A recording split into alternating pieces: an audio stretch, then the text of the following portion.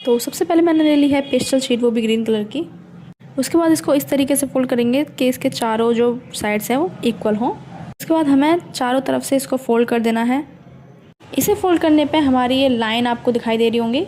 इस तरीके से फोल्ड करना है जैसे कि आप वीडियो में देख रहे हैं। उसके बाद हमें ऊपर साइड से, दोनों साइड से हमें फोल्ड कर देना है।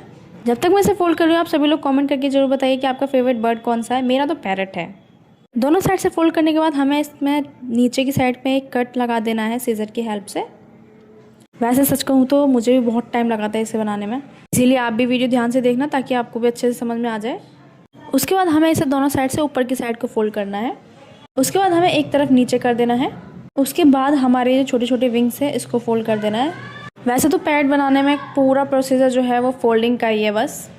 ये जो छोटे वाले कोने थे इनको फोल्ड करने